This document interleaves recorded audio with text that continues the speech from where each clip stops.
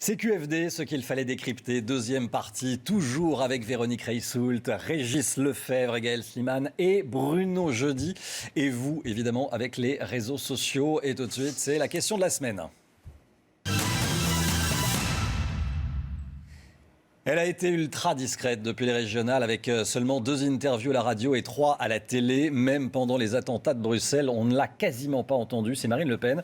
Elle va revenir dans le bain médiatique ce dimanche avec un meeting du 1er mai. New Look. Bruno, c'est après la défaite du FN au régional que Marine Le Pen s'est imposée cette cure médiatique. Oui, c'est vrai que ça a surpris, parce qu'une chef de parti comme ça, au premier plan, qui décide quasiment de presque disparaître des écrans télé, c'est assez rare. Elle a pris un vrai coup sur la tête. Après les régionales, ça c'est incontestable. Elle a fait plus de 40% dans sa région au premier tour. Et elle échoue en gagnant 1 point ou 2, je crois. Donc une vraie grosse déception. Et c'est à ce moment-là qu'elle décide de changer brutalement de stratégie et d'organiser cette rareté médiatique. Alors pourquoi ? D'abord, s'économiser dans la perspective de 2017 pour essayer de moins lasser, puisque quasiment depuis sa prise de contrôle du FN, elle a été presque toutes les semaines dans les médias. Ensuite, également, essayer d'offrir une image moins clivante, du coup. On la voit moins, donc elle est moins, on va dire, peut-être moins clivante. Elle agace moins. Peut-être qu'elle peut espérer aussi faire moins peur, puisque tout ça, c'est l'objectif d'achever cette dédiabolisation du Front National. Et résultat, vous le disiez, pratiquement une disparition. C'est vraiment 5 passages médias quasiment en 4 mois. C'est assez rare. Alors, elle voyage aussi, ça se passe pas très bien. On a vu des images souvent, notamment au Canada, où ça s'est mal passé. Et puis, elle a privilégié son blog. Véronique nous en dira sans doute quelques mots. Tout ça, à l'arrivée, pour l'instant, lui réussit pas si mal quand on regarde les sondages. Sa cote de popularité globale, suivant les baromètres, autour de 30% des Français. Donc, c'est quand même plutôt élevé pour une présidente du Front National. Et puis, dans les enquêtes présidentielles, on le voit, elle bat systématiquement tous les candidats de droite dans l'ordre: Nicolas Sarkozy, François Fillon, là, à l'écran, et Bruno Le Maire. Il n'y a que Alain Juppé qui la devance, mais Alain Juppé, il est en tête. Ce qui est surtout important, c'est qu'elle est qualifiée systématiquement dans toutes les enquêtes, quels que soient les instituts. On écoute Florian Philippot, justement, qui se félicite de ces bons sondages. Marine Le Pen a sa propre dynamique. Les sondages la mettent gagnante face à François Hollande, mais montrent une progression dans tous les cas de figure. J'ai même vu un 45% face à Nicolas Sarkozy au second tour. Alors évidemment, Florian Philippot, quand les sondages sont pas mauvais, il parle des sondages. On a connu aussi l'époque où il dégommait les sondages à qui mieux. Ce qui est vrai, c'est que Marine Le Pen n'a jamais abordé un 1er mai avec d'aussi bonnes enquêtes d'opinion. Voilà, alors Marine Le Pen a très peu parlé donc, dans les médias, radio et télé, mais en revanche, elle s'est exprimée sur Internet, Véronique, sur son blog qui s'appelle Carnet d'Espérance. Oui, dont nous a commencé à nous parler Bruno. Ce blog, en fait, elle a... concerté ? Non, mais c'était assez évident que j'allais en parler. Donc... Il y a des photos de chats, tout ça. Voilà, il y a plein de trucs. C'est le cas, tout est parfait. Et en fait, si vous regardez ce blog, effectivement, les codes tranchent vraiment avec ce qu'il y a habituellement. Il n'y a pas les bleu, blanc, rouge du Front National. Ce sont des codes plutôt tranquilles, un lieu où elle prend le temps de se poser, d'exposer ses points de vue. Elle s'est donc largement exprimée. Et c'est un blog qui est un socle en parfaite harmonie avec son slogan La France apaisée. On sent qu'elle est apaisée. Alors là, la photo qui passait, il y en a plusieurs. Voilà, c'est une Marine Le Pen plutôt calme, sereine. Voilà, une jolie photo. La mer n'est pas vraiment calme. Et des codes qui sont effectivement très très loin des codes qu'on a habituellement sur le Front National. Alors comme vous le savez, ils sont très bien organisés sur le web. Le Front National, ils savent très bien s'organiser. Donc elle est aussi plutôt bien sur les réseaux sociaux. Alors quand on regarde sa place sur les réseaux sociaux, sur Facebook, elle est le numéro 1 en nombre de fans, devant Nicolas Sarkozy. Elle est en numéro 2 et devant François Hollande. En numéro 2, dans les personnes qui en parlent, vous savez, sur Facebook, elle est un sujet de conversation. Et donc, elle est juste derrière Mélenchon cette semaine, mais ça se passe plutôt bien pour elle. Et puis, sur Twitter, elle est en numéro 3 en nombre d'abonnés, derrière Hollande et Sarkozy encore. Mais elle n'est pas si active que ça, donc c'est pas si mal que ça. Et puis surtout, elle est numéro 1 en nombre de retweets. Et le nombre de retweets, c'est un signe quand même très intéressant. Ça veut dire que ce qu'elle dit est bien repris et donc elle a effectivement une communauté qui est animée et qui la soutient même sur Twitter, sachant que Twitter ne veut pas dire adhésion alors que Facebook veut plutôt dire adhésion. Et puis toujours dans cette stratégie sur les réseaux sociaux, bien là, la fameuse page Facebook, sa cover Facebook, qui nous explique un peu ce qui va se passer sur ce 1er mai, puisque vous voyez qu'elle met en avant la fête de Jeanne d'Arc qui devient un banquet populaire et patriote, où il faut payer 15 € pour pouvoir y aller. Elle avait même un post où elle incitait les uns et les autres. A priori, ce 1er mai se passe plutôt bien puisque le banquet populaire serait déjà complet. Tout se passe bien et elle a une autre façon de communiquer. Alors Régis, ce 1er mai 2016 ne sera plus sur la place de l'Opéra. À Paris, il y aura un stop devant la statue de Jeanne d'Arc, place Saint-Augustin, mais surtout un banquet, ce banquet populaire et patriote dont on vient de parler avec Véronique. Marine Le Pen veut tuer le vieux 1er mai du FN à la papa ? J'ai envie de dire bien plus que cela. Dans l'opération banquet, il y a plein de choses. Il y a d'abord un aspect idéologique, il ne faut pas l'oublier. Le 1er mai, d'abord, pour l'anecdote, avant en 79 et avant 88 que ça devienne le 1er mai, c'était le 8 mai et ça avait une signification idéologique très très forte puisque c'était une sorte de manifestation née dans l'esprit au 19e siècle pour faire une autre fête nationale que celle du 14 juillet, parce qu'elle était remise en cause. Et le 8 mai, c'est le jour où Jeanne d'Arc libère Orléans et la frappe. Le 8 mai, c'était aussi une sorte de contre-manifestation à la libération et à l'esprit de la résistance. Donc il y a un fondement idéologique vraiment d'extrême droite dans ce 1er et 8 mai, très très fort. Deuxièmement, le 8 mai du Front National, c'est des images dans notre société médiatique. Et c'est une accumulation d'images. C'est une ratonnade en 95 avec un jeune garçon qui se jette dans la Seine et qui se noie pour fuir parce qu'il a peur. C'est des skinheads et des visages rasés. C'est aussi une agression vis-à-vis de la presse. Je propose qu'on regarde juste les images de l'année dernière de Goldschnitt avec le petit journal, juste pour se rappeler des images qui sont véhiculées à cette époque-là. Mais arrêtez, Nicolas Sarkozy lui-même a considéré que vous êtes de l'identité nationale. Ce qu'il avait soulevé était une sa politique comme celle de François Hollande n'a eu pour seul effet précisément que de détruire. C'est une violation de l'identité nationale. Ça, c'est l'image que Marine Le Pen ne veut plus voir. Moi, je pense que c'est l'image que Tout dire comme recommande pour gérer la presse, n'est-ce pas, Bruno ? De temps en temps, ça défoule et ça fait du bien. Voilà. Troisième chose, le 1er mai, c'est d'abord associé à un homme, c'est Jean-Marie Le Pen, et en cela, les images de l'année dernière où exclu, il monte sur scène, il lève les bras comme on le voit à l'écran actuellement, sont symboliques. Bref, parce que le 1er mai, c'était son sacre chaque année. Pour rompre avec tout ça, le Front National a décidé de faire autre chose. Je propose qu'on écoute Philippot au mois de mars où il annonce ce qu'il va faire. Il y aura un hommage à Jeanne d'Arc dans ce 1er mai innovant, renouvelé. C'était bien aussi de renouveler un peu les choses. Puis un grand banquet national. Voilà. Et on voit bien, toujours le petit hommage, mais on change, on fait un grand banquet. Et quand on fait un banquet, il a beau être patriotique et national, en fait, on entend aussi banquet républicain, parce que les politiques, c'est ce qu'il fait. Et donc, la volonté de rompre avec une idéologie, une image et un dimanche. Si ce dimanche est réussi, ce sera très très simple. Il y aura d'un côté Jean-Marie Le Pen sur la place de l'Opéra, dans un vieux truc avec des vieux fachos, des skinheads autour et un discours comme il a l'habitude de les faire, provoquants. Puis à côté, il y aura un banquet apaisé avec un Front National New Look, des jeunes cadres. Et ce sera vraiment, en termes d'image, quelque chose de symbolique dans cette volonté de normalisation. Et on se souviendra de ce 1er mai s'il est réussi. Alors Gaël, vous avez interrogé les Français. Comment évolue la popularité de Marine Le Pen quand elle se tait ? Est-ce que ça lui est bénéfique ou pas ? Oui, ça lui est bénéfique. Globalement, vous l'avez dit, Bruno a rappelé un certain nombre de chiffres de sondage. La dédiabolisation qu'elle a opérée sur le Front National depuis ces dernières années, elle fonctionne. Le silence radio qu'elle s'est imposé depuis quelques mois fonctionne aussi. Effectivement, elle tourne autour des 30% de popularité dans les sondages. Et au-delà de l'image de Marine Le Pen elle-même, ce qu'on va voir, c'est que l'adhésion aux idées du Front National, eh bien, elle progresse elle aussi. Alors cette fois, on va se projeter, si vous le voulez bien, sur le temps long. Sur le temps long, aujourd'hui, on a un tiers des Français, 33%, qui disent eh bien, qu'il leur arrive d'être d'accord, souvent d'accord, avec les idées, les prises de position du Front National. On a emprunté cette question à nos confrères de CSA qui l'ont posée pendant une décennie entre 1992 et 2002. Et vous voyez sur la courbe, pendant toute cette décennie 90, ça oscillait entre 13 et 19%. Tiens, le 21 avril 2002, la semaine du 21 avril 2002, du choc de la présence de Jean-Marie Le Pen au second tour de l'élection présidentielle, les Français étaient quasiment moitié moins, 19%, à se dire souvent d'accord avec les prises de position du FN.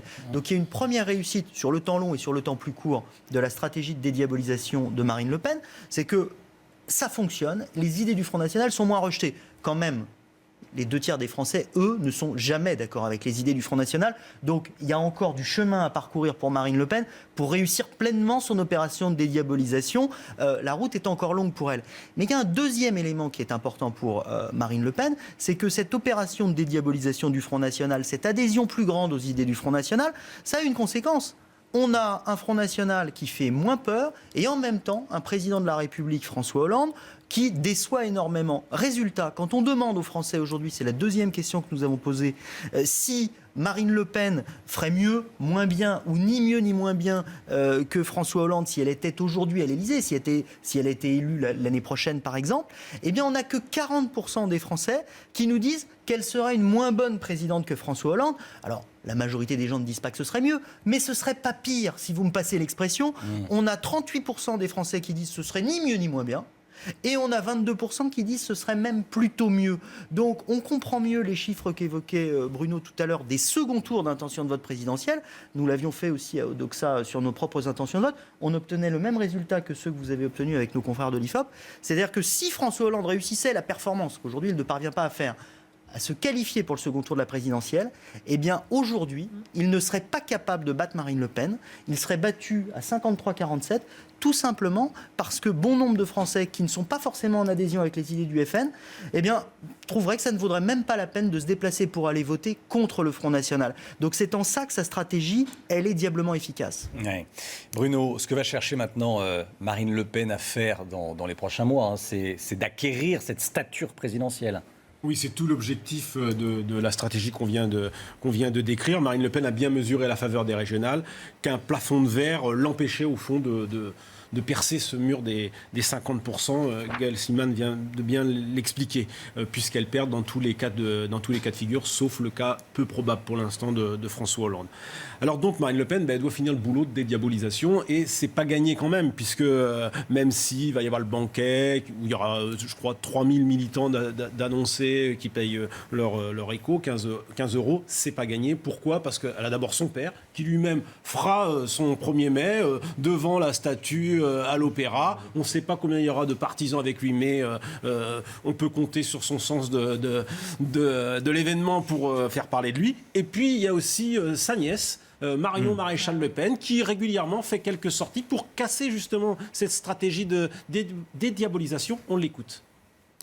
Je suis d'une génération, je crois, qui est un peu saoulée par les valeurs de la République qu'on nous sert en permanence et dont on ne sait pas ce qu'elles recouvrent. Et qui évite d'ailleurs justement d'aller sur le fond des idées, puisque à partir du moment où on dit oui, valeurs de la République, et on est assis exclu du pseudo-champ républicain. Moi, tout ce que je dis, c'est que je défends évidemment la Ve République, c'est un système auquel je suis attachée, mais la Ve République, c'est un régime politique. La France, c'est mon pays.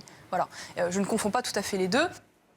Ouais, je crois que Marine Le Pen, elle est saoulée par sa famille qui régulièrement vient lui casser le travail qu'elle entreprend. Allez, on passe tout de suite à la chronique dans la peau de... Bonjour, je suis Bernard Cazeneuve, ministre de l'Intérieur. Plusieurs de mes policiers ont été blessés, dont certains grièvement lors des manifestations anti-loi El Khomri et lors de l'évacuation des militants de Nuit debout. Un manifestant a d'ailleurs perdu un œil. Les rassemblements ont dégénéré. Il y a eu de gros dégâts matériels sur des biens publics et des biens privés. Est-ce que je dois serrer la vis ? Bref, je suis Bernard Cazeneuve. Vous me conseillez quoi ? On commence avec vous, Bruno.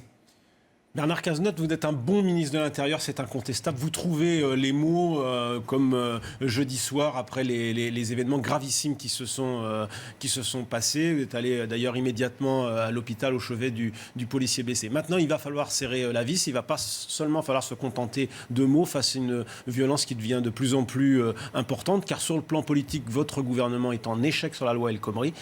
Donc, tout va se passer dans la rue et il ne faudra pas faire preuve de laxisme pour...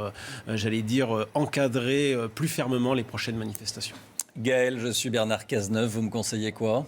Je vous conseille un double discours, Bernard Cazeneuve. Je vous conseille de faire ce que dit Bruno Jeudi en termes d'affichage, c'est-à-dire montrer de la fermeté de l'autorité, mais ça on n'a pas besoin de le lui conseiller, il le fait très bien, c'est un des rares ministres très populaires de ce gouvernement.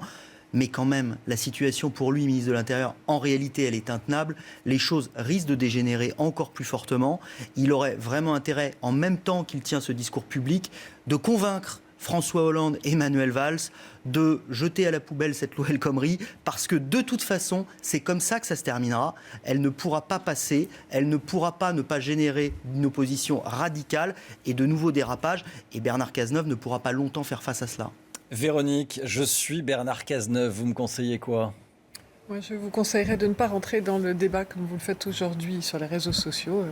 Vous avez raison, restez dans cette posture autoritaire. De toute façon, sur les réseaux sociaux, que ce soit sur Twitter, que ce soit sur Facebook, voire même surtout sur Instagram, vous n'aurez pas le dernier mot. Ça n'est pas le terrain sur lequel vous devez aller. Restez autoritaire, posez-vous tel que vous l'êtes aujourd'hui et oubliez les réseaux sociaux pour le moment.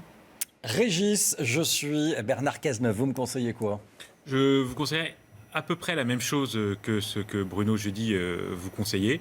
Que je trouve que vous avez été assez parfait dans la réaction aux manifestations. Donc maintenant, il convient d'être très dur, très martial et d'encadrer très fermement ces manifestations et d'expliquer qu'il n'y aura plus de débordement et évidemment faire qu'il n'y en aura plus, qu'ils seront intolérables. Je veux dire, il faut que ces images cessent en réalité et sortent des petits écrans de nos télévisions. CQFD, on passe tout de suite au winner et au loser de la semaine. Les winners et les losers. On commence avec vous, Véronique. Quel est votre winner ou votre loser ? Alors, dans la veine de ce que je vous conseillais en tant que monsieur Cazeneuve, les réseaux sociaux ont le dos de détourner les choses et de rendre des sujets compliqués et douloureux assez drôles finalement. Donc, je suis restée sur le sujet des manifestations de jeudi. Et donc, en marge de manifestations de jeudi dernier, il y a donc eu une Porsche qui a été brûlée, enfin des voitures, mais dont une Porsche. Est-ce que les gens reconnaissent le modèle ? Alors, je ne sais pas, vous sans doute, Régis. Je crois que c'est une 911 Carrera, je ne sais pas si c'est une Carrera 4 ou 2, mais ça c'est un truc de garçon de connaître les voitures. C'était ça C'était ça. Non, c'est surtout derrière. En fait, les commentaires ont été assez drôles. Il y a eu plein de détournements sur Internet. Dans les détournements, il y avait par exemple, si tu n'as pas une super assurance pour aller avec ta Porsche à 50 ans, c'est que tu as raté ta vie, fait nuit debout. Bref, des tas d'images plutôt amusantes, une façon détournée, et puis même jusqu'à des gifs animés qui étaient assez drôles. Voilà, moi qui vais déplacer ma Porsche avant l'arrivée de la manif. Voilà, des bêtises, mais qui étaient assez drôles et une façon, comme d'habitude, des internautes de détourner sur des sujets. Voilà, et ça fait moins rire les amateurs de belles voitures, hein, parce que c'est du gâchis.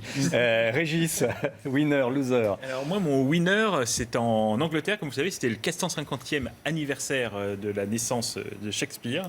Et je vous laisse découvrir en images le prince Charles qui va sur scène et qui joue le jeu de manière admirable de dérision, d'humour, d'autodérision et d'humour.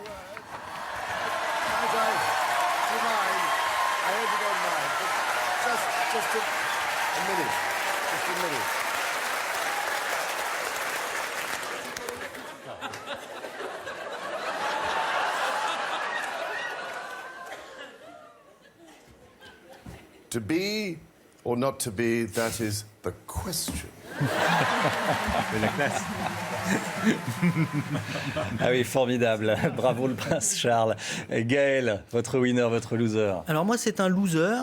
C'est Michel Sapin, mais pas tellement pour l'histoire de la petite culotte qui a fait polémique la semaine dernière. Michel Sapin, que j'aimerais qu'on entende. Et on en dit un mot juste après. L'inversion est engagée.